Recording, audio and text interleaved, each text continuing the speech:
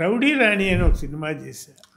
మీ కెరీర్లోనే మీ life మలుపు తిప్పిన cinema అండి అది. అది అంటే ఫైనాన్షియల్గా కంటే కూడానండి డెత్ రైట్స్ ఆర్ట్స్ని లేడీ ఓరియంటెడ్ చేసి విజయలలితని ఒక డ్యాన్సర్ ఆర్టిస్ట్ని పెట్టి చేశా. విజయశాంతి గారి వాళ్ళ బంధువు. ఆ picture direct opposition to the Kodalu Diddina Kapuram అని ఎన్టీ రామారావు గారి 100వ చిత్రం మీద డైరెక్ట్గా రిలీజ్ చేయాల్సిన పరిస్థితులు వచ్చినాయి. బా చేస్తే అప్పుడు నాకు చాలా థ్రెటనింగ్ లెటర్స్ కూడా వచ్చినాయి అండి, ఫోన్ కాల్స్ వచ్చినాయి. అంత పెద్ద ఆయన పిక్చర్ మీద నువ్వు రిలీజ్ చేస్తావా, ఎంత ధైర్యం ఉండాలి నీకు అంటూ కొంచెం థ్రెటనింగ్. నెల్లూరులో రాధామాధవ్ థియేటర్ అని టిన్ థియేటర్స్ ఉన్నాయి. ఆ ఫ్రెండ్సే నాకు బాగా వాళ్ళు ఓనర్స్. వాళ్ళ 2 థియేటర్స్లోనూ చేశారు ఎన్టీ రామారావు గారి కొడలు దిద్దిన కాపురం.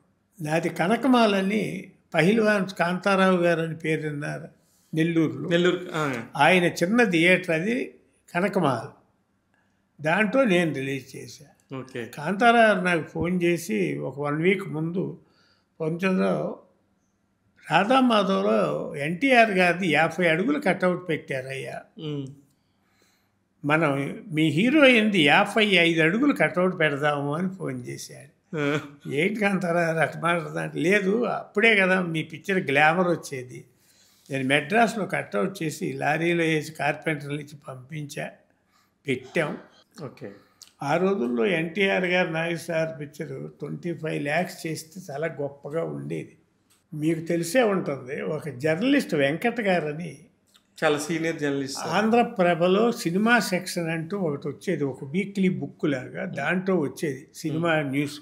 ఆయన సినిమా చూసి పంచారావు 100 days పిక్చర్ ఇది, 25 లక్షలు చేస్తుంది ఈ పిక్చరు అని చెప్పి వెళ్ళాడు. ఎంత ధైర్యంగా చెబుతున్నావు వెంకట్, అది జరగదు, ఎందుకంటే ఎన్టీఆర్ గారు నాయక్ సార్ పిక్చర్లే 25 లక్షలు చేయడం చాలా గొప్ప విషయం అని అంటే ఆయన అన్నాడు, నేను బ్రాహ్మణ్ణి, ఆయన దంజని చూపించి నేను చెబుతున్నా నా మాట ఇను అని. 50th day వచ్చేసరికల్లా ఇట్ క్రాస్ 25 lakhs అండి. అబ్బా.